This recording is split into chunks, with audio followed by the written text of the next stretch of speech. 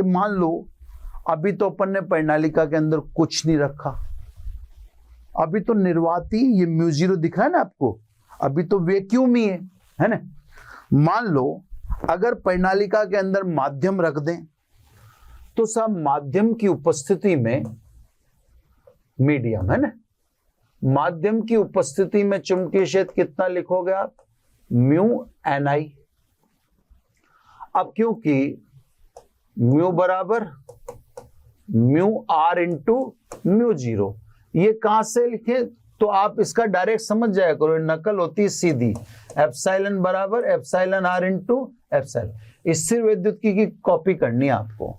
तो अगर आपने माध्यम रख दिया तो माध्यम की उपस्थिति में परिनालिका के अंदर चुंबकीय क्षेत्र ये देखो μr, और ये निर्वात का कितना गुना हो जाएगा, μr गुना हो जाएगा, ये म्यू की जगह रख दिया। तो चुंबकीय क्षेत्र परिनालिका के अंदर और बढ़ाया जा सकता है, क्या रख के बढ़ा सकते हैं, माध्यम रख के, है ना। अब जैसे इसमें एक छोटी सी बात है, उसको मैं ज्यादा लंबा खींचना भी नहीं चाहता। ये परिनालिका सीमित लंबाई की थी, फिर भी आपने इसे अनंत लंबाई का क्यों कहा, एक छोटा सा ये कारण समझाना चाहता हूं। एक अगर परिनालिका के सिरे पर चुंबकीय क्षेत्र की बात होती तो सिरे पर चुंबकीय क्षेत्र कितना होता, यह भी एक चीज समझाना चाहता हूं। इसके लिए बायो-सावर्त से डायरेक्ट जो व्यंजक निकाला गया वो आपके सामने मैं लिख रहा हूं। तो छोटी छोटी बातों में ये आपको छोटी छोटी बातें मैं यहाँ खत्म करता हूं। जैसे पहली बात मैंने छोटी में बताई थी कि स्थिर विद्युतकी में समांतर प्लेट संधारित्र के अंदर विद्युत क्षेत्र, और चुंबक में देखो तो परिनालिका के अंदर चुंबक, दोनों एक सी अवस्थाएं हैं। दूसरी मैंने आपको बात बताई थी कि परिनालिका के कारण चुंबकीय क्षेत्र निकाल लिया आपने, B बराबर μ0 ni, है ना, ये काट क्षेत्रफल पर निर्भर नहीं करता। तीसरी बात मैंने दिखाई कि अगर परिनालिका के अंदर माध्यम रख देते, है ना। एक बात मैं आपको बता दूं, देखो टॉपिक तो अब एक्स्ट्रा जा रहे हैं, एक्स्ट्रा जा रहे हैं का मतलब अब बातें बतानी पड़ रही हैं। आपका टॉपिक यहीं क्लोज हो चुका है ना, आप ये ध्यान रखिएगा, मुझे उससे संबंधित बातें बताने दें, उससे आपको कोई फर्क पड़ नहीं रहा। अब एक चित्र बनाकर और फिर मैं आपको एक सीमित लंबाई के लिए दिखाता हूं ना, सीमित लंबाई की परिनालिका के लिए, है ना। अब देखो इसको मैं फेयर तो नहीं कहता, फेयर इसलिए नहीं कहता क्योंकि इसमें व्यंजक तो मैं डायरेक्ट लिख रहा हूं। ये व्यंजक हालांकि मैंने देखा हुआ है, बहुत दुर्लभ किताब में से दिखाता है मुझे, ये व्यंजक बायो-सावर्त से निकाला गया है ना। सीमित लंबाई की परिनालिका, तो पहले चित्र देख लो आप, है ना, उसी से हिसाब से चलना होगा। ये सिरा P, ये सिरा Q, ये इसकी अक्ष जिसको अपन ने डैश डैश में बना दिया, ये रहा आपका बिंदु अक्ष पर, है ना। ये थोड़ा दो पेन लेना पड़ेगा मेरे को, ये पेन लेने में थोड़ा सा, है ना। ये अक्ष से कोण φ1 है ना, और P से मिलाने वाली रेखा का, और ये भी अक्ष से कोण φ2 है, उसी दिशा से ना φ2। अगर इधर से कहेंगे तो इधर से कहेंगे तो 180 माइनस φ2 हो जाएगा, है ना। तो ये अक्ष में ये लिख भी देता हूं।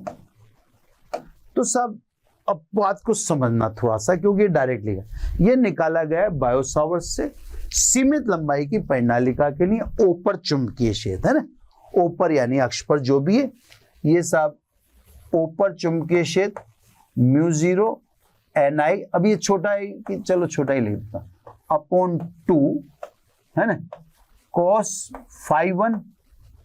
अब ये 180 माइनस φ2 है, तो सब इसको अपन इससे तो लिखेंगे cos φ2 सेकेंड क्वाड्रेंट में चला गया तो यह आ जाएगा माइनस cos φ2।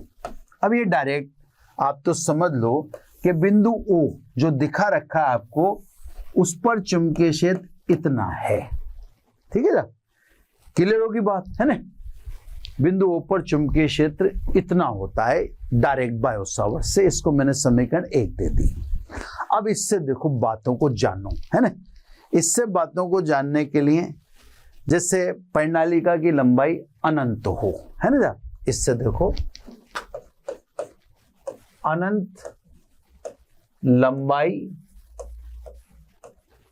की परिनालिका की अक्ष पर, अपन निकाल ही चुके हैं ये, देखो इससे निकालो। अब इससे निकालोगे, आप ध्यान से देखना, सब थोड़ा सा अच्छा लगेगा आपको। फॉर्मूला बस ये रटना पड़ता है थोड़ा, है ना। ये तो मैंने अक्ष दिखा दी, ये आपका बिंदु ओ से दिखा दिया। अब ये परिनालिका आपने कहाँ ले जानी है, अनंत को ले जानी है। ये सिरा भी अनंत को जाएगा और ये सिरा भी अनंत को जाएगा, है ना। अब मेरे बस देखते जाना, अब मजेदार चीज है ना। अब देखो सिरा पी भी अनंत को गया, इधर देखो सिरा पी अनंत को गया तो फाई 1 क्या हो गया, 0, है ना। यहां पे दिखा दूं मैं, angle phi 1 is equal to 0। सिरा क्यू भी अनंत को गया तो फाई 2 क्या हो गया, 180, है ना। ये सब फाई 2 कितना हो गया, 180। तो सब अगर परिनालिका की लंबाई अनंत है तो ये जो बायो सावर्त ने सीमित लंबाई की परिनालिका का जो दिया है हमें, कहने का मतलब फॉर्मूला, इसमें ये मान रखने चाहिए, यानी फाई 1 बराबर 0 और फाई 2 बराबर 180। देखो रखता हूं, है ना, अक्ष पर बी अक्ष mu 0 n small i upon 2, है ना, कोस 0 माइनस कोस 180, ठीक है ना, कोस 0 माइनस कोस 180, है ना। अब देखो बी अक्ष म्यू 0 एन आई अपॉन 2, कोस 0 कितना 1, कोस 180 मतलब -1, क्योंकि साइन 90 प्लस 90, है ना। अब साइन 90 प्लस 90, सॉरी कोस 90 प्लस 90, है ना। तो कोस 90 प्लस 90, तो कोस 90 प्लस 90 यानी माइनस साइन 90 हो गया, है ना। तो स्वाभाविक ही है, -1 माइनस माइनस क्या हो गया, +1, है ना। 2 से 2 कट गया तो देखो अक्ष पर चुंबकीय क्षेत्र कितना आया, परिनालिका की अक्ष पर चुंबकीय क्षेत्र वही आया जो आपने निकाला। तो सब बायो सावर्त ने ये फॉर्मूला दिया था सीमित लंबाई के लिए, ये बायो सावर्त से कैलकुलेट किया हुआ है, XYZ बुक में मिलेगा। ये एक बुक का नाम था XYZ, CBSE की थी, उसमें देखा था मैंने ना। तो बायो सावर्त ने सीमित लंबाई की परिनालिका के लिए चुंबकीय क्षेत्र निकाला, क्लियर। उसी का यूज करके हमने अनंत लंबाई के लिए निकाला, तो यही निकला जो हम निकाल चुके हैं, ये है ना, वही निकला वो का वही। तो इसका मतलब ये तो नहीं है कि बायो सावर्त में जो अनंत से जल निकलता है वो यहाँ आया, तो इसने सीमित लंबाई की परिनालिका को क्या कहा गया, अनंत लंबाई की, है ना। चलो कोई बात नहीं, अब आगे चलते हैं अपन। तो अगर अनंत लंबाई की परिनालिका के एक सिरे की बात करें, मुझे सब यहाँ टॉपिक तो लिख देता हूं, अनंत लंबाई की परिनालिका के एक सिरे पर, अब देखें, यहां देखें, ये अपन एम्पियर से नहीं निकाल पा रहे थे, तो देखें यहां निकालते हैं ना। चलो सब इंटरेस्टिंग चीजें, थोड़ा सा मजा ले सकते हैं अपन, है ना। अब एक सिरे पर, ये अक्ष को तो अपन दिखा देते हैं डॉट डॉट से, ये आपका एक सिरा तो पकड़ना पड़ेगा, अब दूसरा सिरा अनंत को गया, ये एक सिरा तो पकड़ना पड़ेगा, ये तो पकड़ना पड़ेगा, तो इसको तो मैंने P लिख दिया। अब आपका बिंदु यहां पर है, ये रहा O, समझ में आ गई बात। तो अनंत लंबाई की परिनालिका के एक सिरे पर, तो देखो मैंने एक सिरा अपने काबू में कर रखा है। अब Q कहां गया, Q गया अनंत की तरफ, है ना, Q इसने नहीं दिखा रखा। तो साहब P को मिलाओ बिंदुओं से, है ना। अब देखो सब फाई 1 तो आपको साफ दिख ही गया होगा, phi 1 is equal to 90 degree, ये तो साफ दिख रहा है। क्यों तो गया कहां पर, अनंत को, तो फाई 2 बराबर तो 180 रहेगा, है ना। देखो ना, जैसे इसमें भी फाई 2 180 था क्योंकि क्यू अनंत को गया, पी क्यू में से सिरा क्यू अनंत को चला गया था। अब एक सिरा है तो पी तो अपने अंडर में है ना, इस वाले में पी तो अपने अंडर में है, क्यू गया अनंत को, तो सब एक से एक सिरे पर देखें, सिरे लिख देता हूं यहां पे, है ना, mu 0 ni upon 2 sine phi 1, sorry question है, अरे यार मैं भी कंफ्यूज हो गया। अब एक बार मेरे को पीछे जाके देखना ही पड़ेगा कि साइन तो कहीं कोस तो नहीं दिया, हाँ कोस कोस कोस, ठीक है। खुद भी पढ़ाते पढ़ाते आप कंफ्यूज हो जाते हैं अनेक बार। तो सब कोस 90 माइनस कोस 180, ठीक है, कोस 90 जीरो हो गया, कोस 180 -1 माइनस माइनस प्लस। तो अगर अनंत लंबाई की परिनालिका का एक सिरा लें तो म्यू 0 ni, ये तो 0, ये -1 माइनस माइनस +1, सिरे पर या अनंत लंबाई की परिनालिका के सिरे पर चुंबकीय क्षेत्र अक्ष पर चुंबकीय क्षेत्र का आधा होता है, ये सब यहां से पता पड़ा, है ना। तो सब अतः स्पष्ट है कि अनंत लंबाई की परिनालिका के सिरे पर चुंबकीय क्षेत्र उसकी अक्ष पर चुंबकीय क्षेत्र म्यू 0 ni का आधा होता है। ये ध्यान रखना, सब न्यूमेरिकल वगैरह में काम आ जाएगा। तो सब परिनालिका के कारण चुंबकीय क्षेत्र मैंने यही खत्म कर दिया था, इसी जगह खत्म कर दिया था। उसके बाद 2-3 बातें मैंने आपको समझाई, और एक ये सीमित लंबाई की परिनालिका के लिए चुंबकीय क्षेत्र, ये डायरेक्ट बायो सावर्त ने जो दिया था वो मैंने लिख दिया।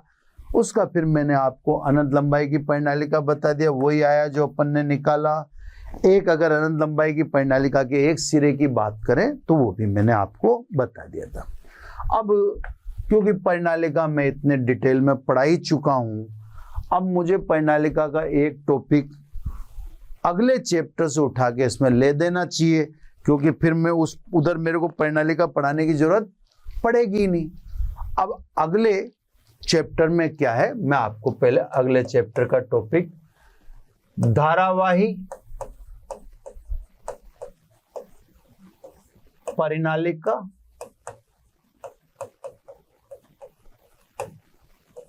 व दंड चुंबक में तुलना, है ना। तो ये टॉपिक अगले चैप्टर में है। अब क्योंकि फिर मैं यहां पर परिनालिका के सभी टॉपिक कवर कर चुका हूं, तो अगले चैप्टर से ये टॉपिक उठा लेता हूं, क्योंकि परिनालिका आप पढ़ ही रहे हो। बस मेरे को एक चित्र तो बनाना है धारावाही परिनालिका का। मैं अभी अगला पेज ले लूंगा या यहाँ देख लेता हूँ, बड़े बड़े चित्र बनाता हूँ तो आपको समझा दूंगा। तो अगला पेज लेकर मैं बड़ा सा चित्र बनाकर आपको परिनालिका भी समझा देता हूँ, और सामने रख के दंड चुंबक भी, दोनों का कंपैरिजन भी कर लेते हैं। कंपैरिजन कर लेंगे तो स्वाभाविक है सारा काम भी खत्म हो जाएगा, फिर परिनालिका अगले चैप्टर से भी गायब हो जाएगी, है ना। चलो साहब, तो मैं इधर मेरा चित्र बैठेगा नहीं, मुझे एक बैठ जाएगा, फिर वो एक उधर रह जाएगा, फिर मेरे को बार बार क्लिप चेंज करनी पड़ेगी। इधर ही आ जाओ साहब, है ना। देखो साहब, मैं एक तरफ बना देता हूँ पहले धारावाही परिनालिका, यहाँ तो बना देता हूँ धारावाही परिनालिका। मैंने आपसे, ये अच्छी बात है कि इस एक लेक्चर में ही परिनालिका पूरी खत्म हो रही है, अगले चैप्टर तक भी नहीं बच रही, तो बहुत अच्छी बात है। बहुत अच्छी बात इसलिए है कि फिर बच जाती है ना, तो बचने के बाद फिर इस चित्र को याद करना मुश्किल रहता है। अब देखो साहब, मैं आपको चुंबकीय क्षेत्र समझाने के लिए 4 फेरे ले रहा हूं। धारा ऊपर से आ रही है, नीचे से जा रही है। तो देखो सब ध्यान से, ये धारा में थोड़ा सा जगह मेरे को पहले ही ज्यादा ले लेनी चाहिए, नहीं तो चक्कर पड़ सकता है ना। देखो सर, ये धारा ऊपर से आ रही है और नीचे से जा रही है। आ रही है तल के लंबवत बाहर की ओर और जा रही है तल के लंबवत अंदर की ओर। मैं एक बार आपको उधर दिखा भी लाऊंगा ताकि आपको समझने में किसी प्रकार की तकलीफ नहीं हो। देखो दिखा देता हूं, मेरे सारे काम आज ही हो जाएंगे, इसलिए मेरे बहुत अच्छा रहा है। ये देखो धारा तल के लंबवत बाहर की, यहाँ देख लो, ये और नीचे अंदर। एक ही चित्र बार बार बना रहा हूँ, है ना, वही एस और एन, ये कई चित्र बार बार बना रहा हूं मैंने। धारा भी ऐसे ही प्रवाहित करूंगा, अभी आपको एस और एन भी दिखा दूंगा सब, है ना, क्लियर ये सब। अब देखो, है ना, अब धारा तल के लंबवत बाहर की तरफ, चुंबकीय क्षेत्र चारों तरफ सकेंद्रीय वृत्तों से दिखाता हूं मैं। तो चुंबकीय क्षेत्र चारों तरफ सकेंद्रीय वृत्तों से 2-2 वृत्त बना देता हूं ताकि आपको चित्र समझ। अभी चुंबकीय क्षेत्र की दिशा नहीं दिखाई है ना, ये सब इधर भी बना देता हूं 2-2 वृत्त बना के, और फिर अभी दिशा एक साथ आपके सामने दिखा दूंगा, है ना। अब 4 फेरे दिखाए, अभी आपको सब चीजें समझा रहा हूं। ये चुंबकीय धारा तल के लंबवत बाहर की ओर, तो चुंबकीय क्षेत्र मुड़ी हुई उंगलियों, ध्यान से देख रहे हैं आप, चुंबकीय क्षेत्र मुड़ी हुई उंगलियों से। ये देखो अभी मैं देख लो, धारा तल के लंबवत बाहर, चुंबकीय क्षेत्र मुड़ी उंगलियों से दिखा दिया, है ना, ये दिखा दिया, ये दिखा दिया, है ना, ये दिखा दिया, क्लियर। ऊपर तो ये। अब नीचे आओ, नीचे धारा अंदर की तरफ है। अब देखो चुंबकीय क्षेत्र मुड़ी हुई उंगलियों से दिखा दे, ये चुंबकीय क्षेत्र मुड़ी हुई उंगलियों से एक बार दिखा दूं, फिर मैं आपको वापस हाथ का इशारा से देखो, ये मुड़ी उंगलियों से, ये चुंबकीय क्षेत्र है ना।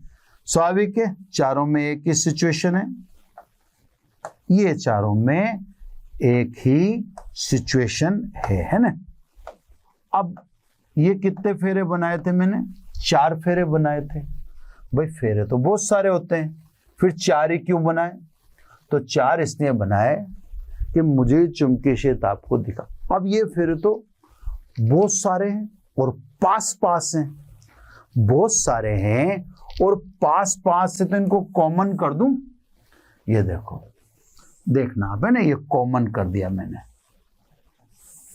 पास पास है ना, ये कॉमन कर दी। भाई दूर दूर थोड़ी है ये सब, ये देखो पास पास है, कॉमन कर दिए मैंने। इधर भी है ना पास पास है, तो ये मैंने कॉमन कर दिए नीचे वालों। अब कॉमन कर दिए तो फिर देख लो दिशा, है ना, ये देखो ऊपर वालों में दिशा दिख रही है आपको साफ, ये दिख रही है। नीचे वालों में देखो साफ दिखनी चाहिए दिशा, है ना, ये देखो दिख रही है ना। इधर आपको मैंने दिखाई देता अभी एस और एन, है ना, ये चुंबकीय क्षेत्र अक्ष की दिशा में, ये चुंबकीय क्षेत्र अक्ष की दिशा में, है ना। इधर मैं भी आपको, ये परिणालिका बन गई साहब शानदार। ये देखो फेरे पास पास ले लो आप, फेरे चिपका लोगे तो ये चुंबकीय क्षेत्र को मैंने कॉमन कर दिया, नीचे भी कॉमन कर दिया, ऊपर भी कॉमन कर दिया, है ना। अब मैं आपको बस 2 मिनट का काम है, अब कोई तुलना में कोई चीज बची नहीं है ना, बस चित्र ही बनना था। ये देखो इधर क्या बनेगा एस और उधर क्या बनेगा एन, ठीक है। तो वही चीज मैं बना देता हूं एस और एन, और फिर बस कंपैरिजन करके आपको दिखा दूंगा, ठीक है। बहुत सही चित्र बन गया ताकि आपको अच्छी तरह से दिख जाए। बस कलर कॉम्बिनेशन चेंज करते जा रहा हूं। इधर लेना था एस और इधर लेना था एन। ये तो बन गई साहब धारावाही परिणालिका। अब उधर मैं बनाता हूं दंड चुंबक, है ना, उसका भी चित्र अच्छा सा सुंदर सा बना लेते हैं, फिर दोनों का कंपैरिजन सामने हो जाएगा। दंड चुंबक है ना, दंड चुंबक। क्लियर? ये दंड चुंबक भी अपन बड़ा सा बना लेते हैं इससे, ठीक है। इधर ऐसा कैसा कर लेते हैं, इधर एस और इधर एन, ताकि कंपैरिजन करने में आसान रहेगा, है ना। दंड चुंबक में भी चुंबकीय बल रेखाएं दिखा दें और फिर कंपैरिजन कर देंगे। ये दंड चुंबक में चुंबकीय बल रेखाएं, ये देखो दंड चुंबक में चुंबकीय बल रेखाएं नीचे भी और ऊपर भी, है ना, दिखा देते हैं सब, ताकि चित्र भी सुंदर सा लग जाए। और अब, है ना, चुंबकीय क्षेत्र की दिशा भी दिखा देते हैं और फिर अपन अपने एन से एस की ओर बाहर और अंदर एस से एन की ओर, इधर भी बाहर एन से एस की ओर और अंदर एस से एन की ओर। ये दंड चुंबक यानी बार मैग्नेट, है ना, और ये सोलेनोइड। अब दोनों का कंपैरिजन करो साहब, ठीक है। एक पेन ले लेता हूं मैं कोई अच्छे कलर का, देखो साहब दोनों में लगभग कोई अंतर है ही नहीं। देखो, धारा प्रवाहित करते ही धारावाही परिनालिका के सिरों पर भी वैसे ही चुंबकीय ध्रुवों का निर्माण होता है जैसे दंड चुंबक के किनारों पर पाए गए या पाए जाते हैं। मतलब दोनों एक ही, इस पर भी चुंबकीय ध्रुव दिखे या प्रेक्षित होते हैं, दंड चुंबक में तो ये होते हैं। तो धारा प्रवाहित करने पर परिनालिका के सिरों पर ठीक वैसे ही चुंबकीय ध्रुव निर्मित होते हैं जैसे परिनालिका, जैसे दंड चुंबक के सिरों पर होते हैं।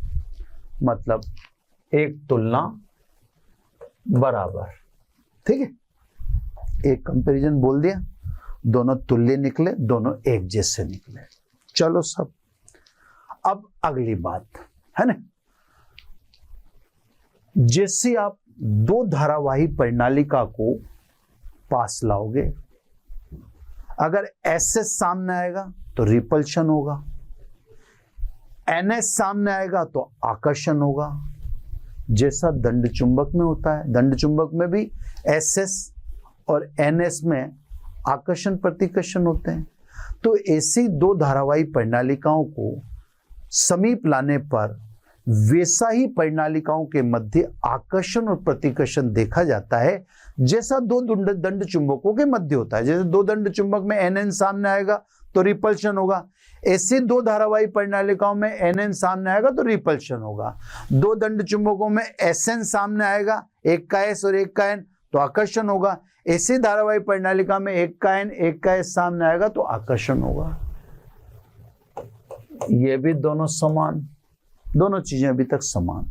तीसरी चीज में देखें आप, धारावाही परिनालिका के बाहर की तरफ देखें तो चुंबकीय बल रेखाएं एन से चलती हैं और एस पर आती हैं। नीचे भी देख लो, एन से चलती हैं और एस पर आती हैं। इधर भी देख लें आप कि इसमें भी बार एन से चलती हैं और एस पर आती हैं। दंड चुंबक में अंदर की तरफ बल रेखाएं एस से एन की ओर होती हैं, तो धारावाही परिनालिका में भी अंदर की ओर चुंबकीय बल रेखाएं कहां से कहां हैं, एस से एन की ओर। ये भी दोनों में समानता है, दोनों में कोई अंतर नजर नहीं आ रहा। तो देखा जाए तो धारावाही परिनालिका और दंड चुंबक में कोई अंतर है ही नहीं, दोनों में चुंबकीय ध्रुवों का निर्माण हो रहा है। जैसे अभी जैसे चौथी ओर बताऊं, चौथी समानता, एक धारावाही परिनालिका को आप स्वतंत्रता पूर्वक लटका दो, स्वतंत्रता पूर्वक लटकाते ही धारावाही परिनालिका उत्तर दक्षिण दिशा में ही झांकती है। एक दंड चुंबक को भी स्वतंत्रता पूर्वक लटकाओगे तो वो भी उत्तर दक्षिण दिशा में संरेखित होता है, वैसे धारावाही परिनालिका संरेखित हो जाती है। तो साहब हर तरह से दोनों सेम है। हाँ, अब छोटा सा अंतर, वो भी जानबूझकर अपन बताना ही चाहें तो मैं आपको छोटे से दो अंतर बता देता हूं। दो अंतर में एक तो अंतर ये है कि धारावाही परिनालिका में चुंबकीय बल रेखाएं परस्पर समांतर व अक्ष की दिशा में होती हैं। देखो आप अंदर देख रहे हो, चुंबकीय बल रेखाएं परस्पर समांतर हैं और अक्ष की दिशा में, जबकि दंड चुंबक में अंदर की तरफ बल रेखाएं वक्राकार होती हैं। यह कोई अंतर माना नहीं रखता, इस अंतर का कोई महत्व नहीं है ना। इसमें अंदर देखें तो चुंबकीय बल रेखाएं समांतर अक्ष की दिशा में वो परस्पर समांतर होती हैं, इसमें चुंबकीय बल रेखाएं वक्राकार होती हैं। इस डिफरेंस को कोई खास तवज्जो देने की जरूरत नहीं है, ये कोई डिफरेंस माना नहीं। दूसरा डिफरेंस क्या है, उसको भी तवज्जो देने की जरूरत नहीं है। दूसरा डिफरेंस ये है कि धारावाही परिनालिका के अंदर एक समान चुंबकीय क्षेत्र उत्पन्न होता है अंदर, जबकि दंड चुंबक में अंदर तो घुसोगे नहीं आप।